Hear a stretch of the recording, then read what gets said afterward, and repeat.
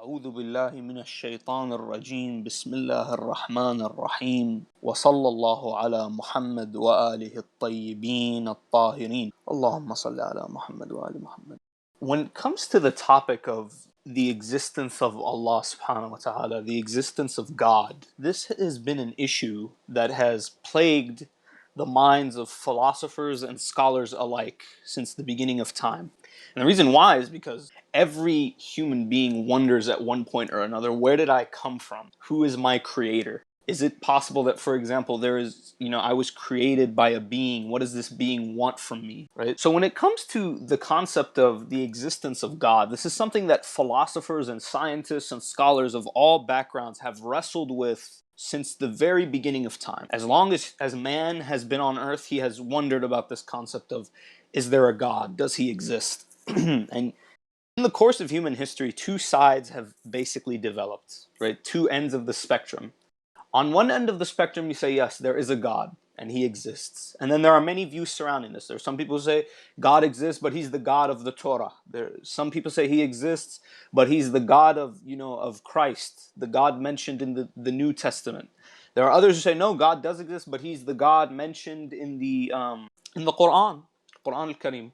And there are others who will, give you all sorts of theories about, like, yes, God exists, but then they'll add something on. There are some people who are like theists or deists. They say, no, God exists, but they don't believe in concepts like prophethood or imamate. They don't believe in concepts like birth and resurrection, right?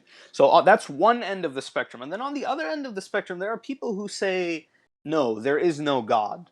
God is just something that people made up to explain things they don't understand. Let me give you an example. So there's a family and they're living in a house, and one night it starts raining and there's lightning and there's thunder, and so this family's scared, right? So when we humans, when we come across something that scares us, we try to rationalize it, we try to understand it. So the theory that these people put forth is that, God is just something the people of old made up so that they could try to better comprehend and rationalize the things going on around them. That this family, for example, they just said, oh, okay, so this lightning, it's not just something that happens on its own. There's got to be a reason for it. So there's this old guy up in the clouds named Zeus, and he flings his thunderbolts down, right, whenever he gets mad at us, right? And then there are some people, for example, they say the rain is the gods are crying, or they're, other people, for example, will tell you, no, like in order to keep the rain coming, we have to give blood. And so anyone who's studied human history will see, countless religions and ways of life have developed around this concept of, whether or not God does exist. And since the beginning of the 20th century, the trend has been the belief that God does not exist. As in, you had entire countries like the USSR and the PROC in China, and then Korea. These people began entire states built around the concept of, oh, no, there is no God. That this idea of the existence of God is something that is holding us back. And the only way we can advance as a species is to get rid of this idea that, there's a God. To stop wasting our time in the churches and in the synagogues and in the mosques, right? So this ideology is, it's extremely powerful, and it has changed a lot of human history as we know it. But with that being said, let's see, what is Islam's take on this question? Does Islam provide us with a way of seeing whether or not God exists? Is there a scientific way to prove it? Is there a rational or philosophical way to prove it? Right? So with that being said, we're going to dive into this concept. We're going to see what the Quran, right, or what the scholars of the Ahlul Bayt, right, we're looking at this from a Shia point of view. So, for example, if someone says, well, this is not what the Sunni scholars believe, we say, yes, of course. We have respect for the Sunni scholars and we have respect for their beliefs, but we're looking at our belief system now. So with that being said, let's dive into this, right? What is the philosophical evidence for the existence of God, for Allah, for the existence of Allah Azza wa Jal?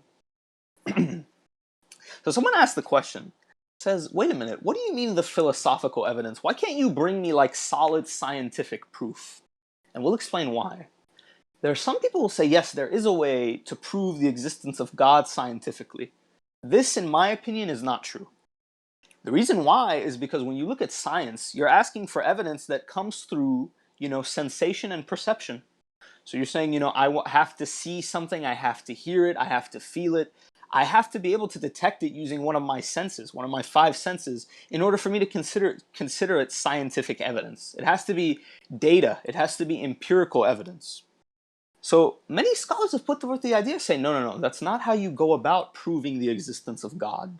Because God is not something that can be detected through your senses or can be detected through scientific means. Say, what's your proof for this? Right? I'll give you an example. In the Quran, there's a famous story where Musa alayhi salam, he says to Allah, he says, Allah, is it possible for me to see you? So some people say people who demand evidence for God's existence scientifically, these people are horribly wrong. Say, no, not exactly. These people are asking a good question. They're trying to see, is it possible to detect Allah in this way?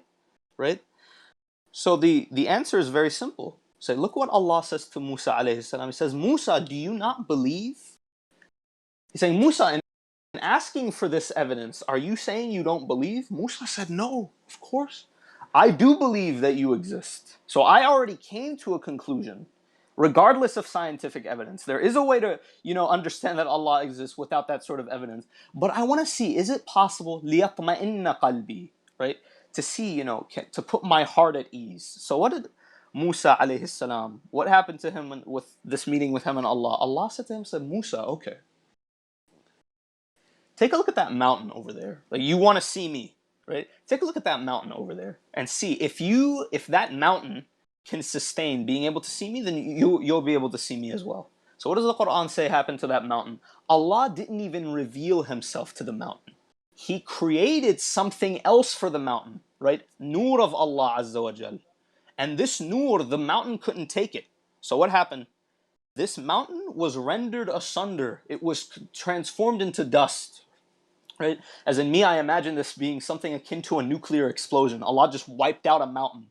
And Musa alayhi wa ala nabiyina afdal salati wasalam, he was knocked unconscious. And the moment he wake up, what did he do? He prostrated to Allah subhanahu wa ta'ala and he begged for forgiveness. He said, Allah, forgive me, like it was not in my position to ask such a thing. But in this story, we learn a couple of things. You say, number one, it's not possible for you to see Allah. You're asking for the impossible. But just because you can't see Allah doesn't mean He's not there. So on the contrary, for example, if I look at one of the brothers, say, Brother Daniel, I have not seen Brother Daniel's brain. Therefore, it is, I have enough scientific evidence to conclude that Daniel does not have a brain. So, Habibi, you're crazy. What are you talking about? What do you mean you haven't seen Daniel's brain? We know for a fact Daniel has a brain, right? Someone says, for example, I have not seen, what's it called? I haven't seen the moon for myself. So, Habibi, go outside and look. Just because you haven't seen it, it doesn't mean it doesn't exist. Right? This is a weak excuse. It's a fallacy. It sounds good on the surface, but then when you take a closer look at it, it doesn't hold up. So what exactly, we say, okay, no scientific evidence, right? Because that's what a lot of people demand. Say, no, bring me scientific evidence of the existence of God. Say, no, you can't do that. That's impossible. You're asking for the impossible. You're asking a good question, but now understand that this is the answer to it. Such a thing is not possible. Why? Say, another way of looking at it, say, look, exists. Are you the creation or the creator? Say, I'm the creation. Say, okay. Wonderful. Keep that in the back of your head. Go outside and take a look at the sun, and then come back and tell me what you see. Right? A sane person who hasn't gone blind will come back and tell you, they'll say, well, I tried to look at the sun, but I couldn't.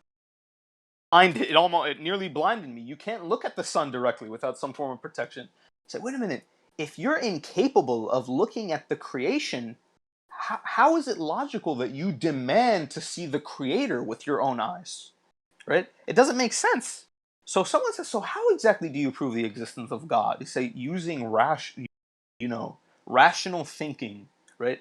The realm of philosophy. Because Allah subhanahu wa ta'ala is something metaphysical. Allah is beyond physics. Allah does not have a physical form. That's why when we hear certain people who call themselves Muslims, they say, Allah, He has a body, and He has arms, and He has hands, and they'll point to certain verses in the Quran to back up their view. I remember once I was having a discussion with one of these people. He says, He sits on a throne, and He has hands, and He has feet, and He brought me all of this stuff, and He cited verses in the Quran, right? So, you know what I said to him? I say, okay. So, you believe on Yawm al-Qiyamah, there's nothing going to be left. It's just going to be a floating head. So, what do you mean? So, the Quran, what does it say? Right? وَيَبْقَى وَجْهُ كُلِّ وَجْهٍ عَلَيْهَا فَانٍ وَيَبْقَى وَجْهُ رَبِّكَ ذِي الْجَلَالِ وَالْإِكْرَامِ. It says every face will be wiped away, and the only face that will remain, everything will be wiped away, but the only thing that will remain is the face of your Lord. So I say, wait a minute.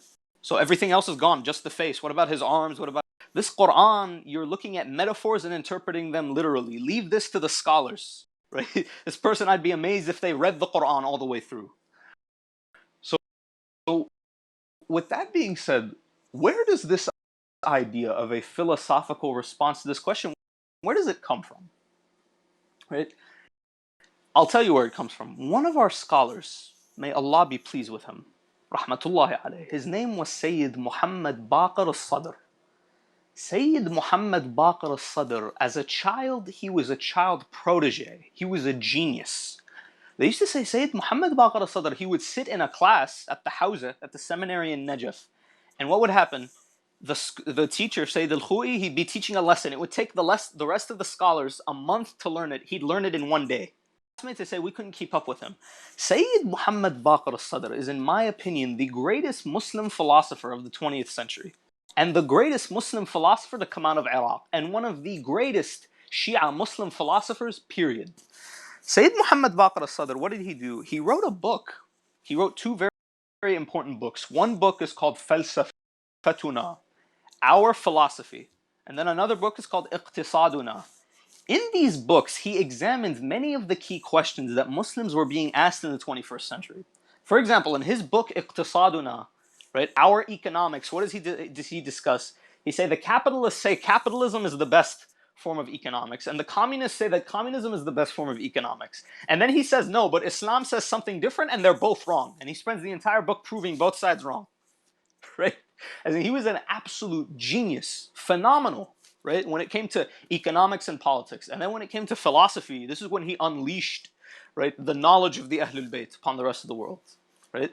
Sayyid Muhammad Baqir al-Sadr, he decides in one of his books, he says, I'm going to, answer this question. How do you philosophically prove the existence of God? And I'm not going to use the Quran. I'm not going to try to use religious text as evidence. And I'm not going to use scientific evidence. I'm going to use pure philosophy, pure rational thinking to prove the existence of Allah subhanahu wa ta'ala.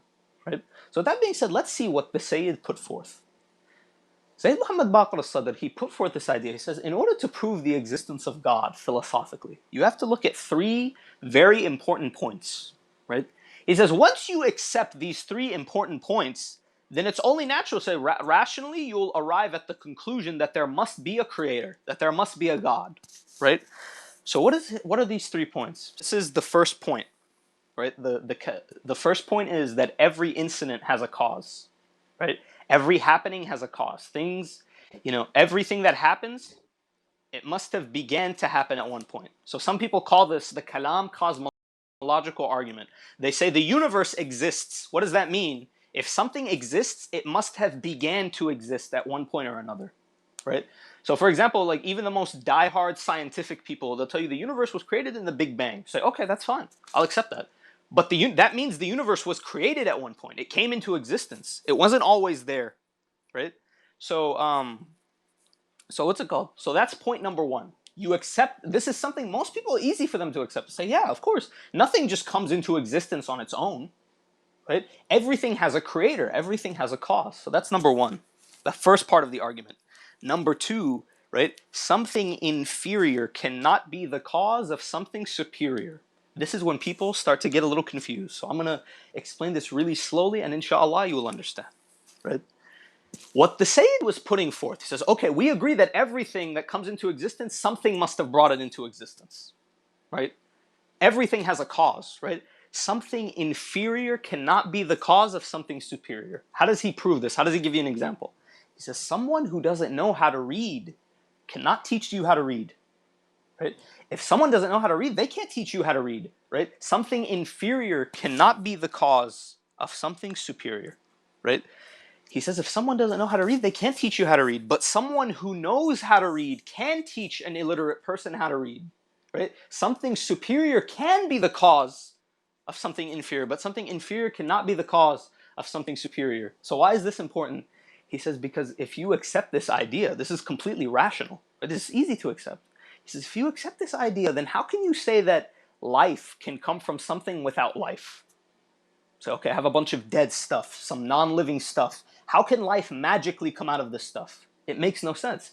He says life can only come from life. Life cannot come from something non-living. right? So we agree everything has a cause, everything has a creator, right? But something inferior cannot be the cause of something superior. This rationally does not make sense, right? A candle, right, cannot light an entire city. It's inferior, it doesn't have the capacity to do so, right? Just like something without life simply does not have the capacity to give life to something else.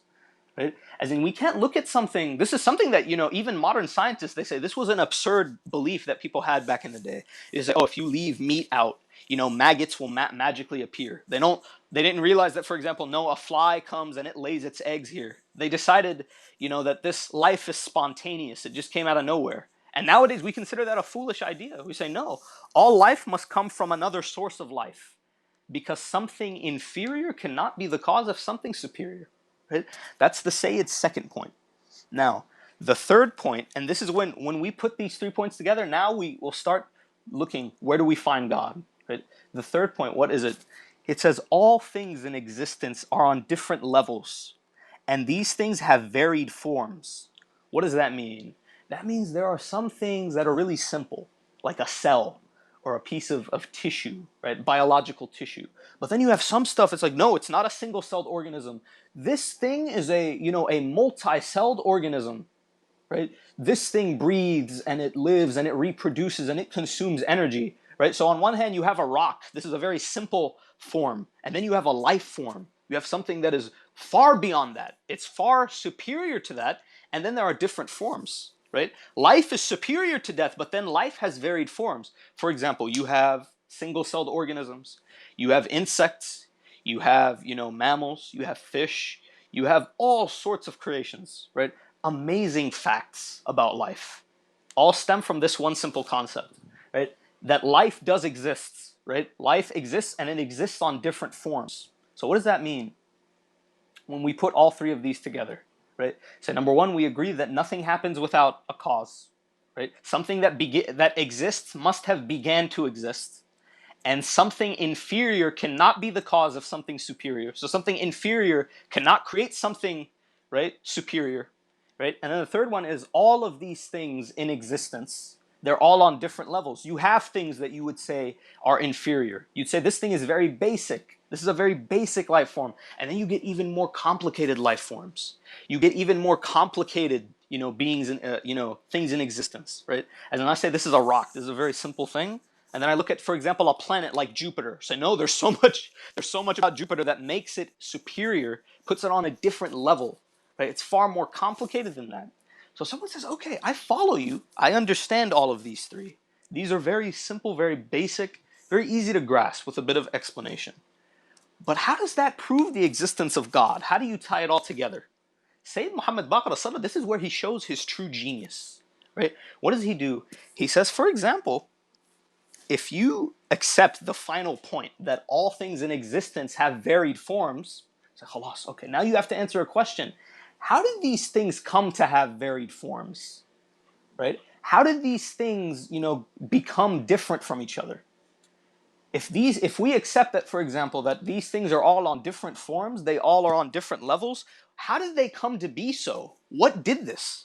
Because if you agree to the first point that it can't happen on its own, that for every cause, that for every, for every happening, it has to have a cause. So, okay, so what's the cause here?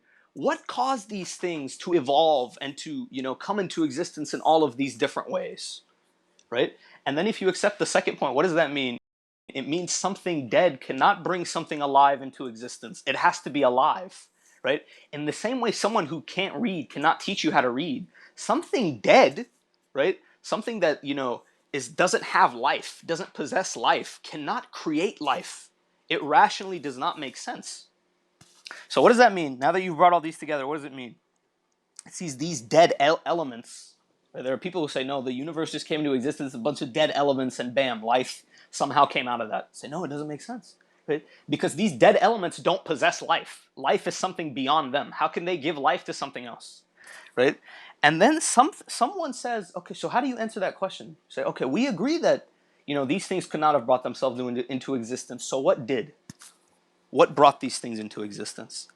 A superior, because remember we said something inferior cannot be the cause of something superior, right? Whatever created us has to be superior to us, right? a superior outside source produce these basic dead forms, right? Something superior, life can create death. Life can create something that's dead, right? Create something that's dead, these dead elements, and then using these form something superior, right? In the same way it can create a dead element, it can also give life, right?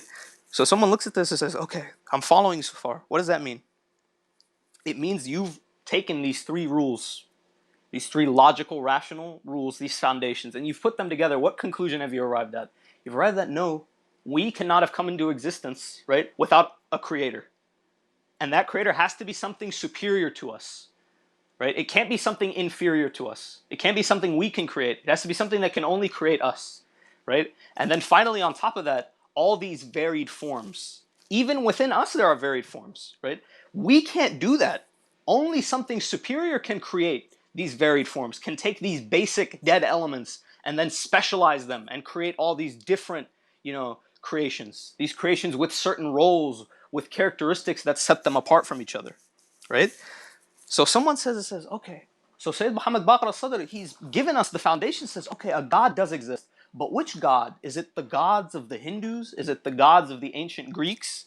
Is it the gods of the Romans? Is it the God, for example, in the Old Testament and the New Testament and the Quran? He says, no, it's the God of the Quran, the one God, Allah subhanahu wa ta'ala. And what is the proof that he offers for this?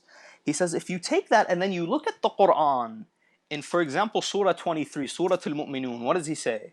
He says, we created man from an essence of clay, right? Allah knows He's given you the aql. He's given you the ability to find Him rationally, right? And then He gives you these hints to show you, yes, I know what you're thinking because I'm the one who created you. I gave you what it takes to find me, right? He says, we created man from an essence of clay. He's showing you, I took something inferior and then I made something superior out of it, right?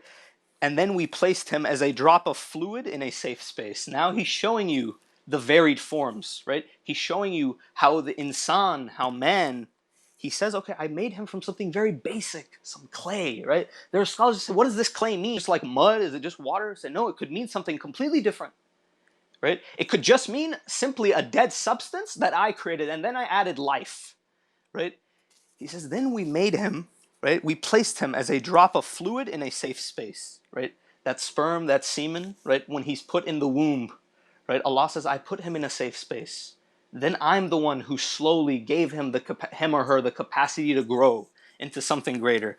And then we made that drop into a clinging form, and we made that form into a lump of flesh. And we made that lump into bones, and we clothed those bones with flesh. And later we made him into other forms. Glory be to God, the best of creators. Right? Allah subhanahu wa ta'ala, He's saying you can rationally figure all that stuff out. Now here's an example of me doing it. Right? Like, oh wow, only a God could do this. And then God's saying it's me. Right? You figured it out. It's me. I'm the one who creates something superior from something inferior. I'm the cause. Right?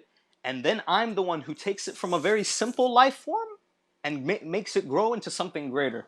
As in, subhanAllah, I don't know if any of you have held a baby, but when you hold a baby when he's first born, when he's first brought into this world, he's just a small lump of flesh crying out, right? Sometimes you can hold this baby in one hand. How fast do they grow?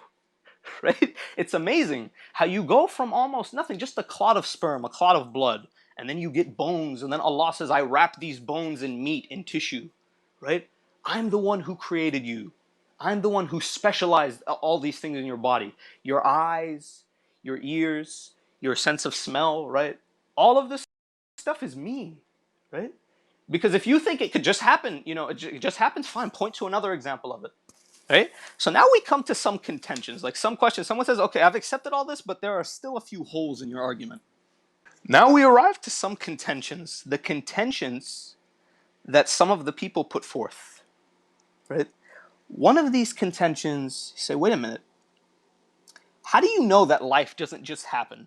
Right? How do you prove that? Is there an easy way to prove that? Say, yeah, there's a very easy way.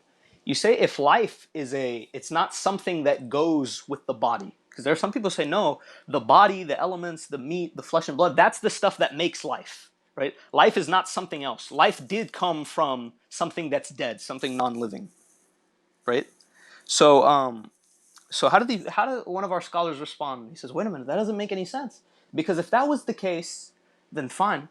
When a human dies, in the moments that sometimes a human, they just die, right? You still have the body, you still have the flesh and the blood and the bones and the brain, you still have that stuff, but the life is gone. So life cannot be something that comes with those things. That's a result of those things. It's something, I'm sorry, that comes with them. It's something different, right?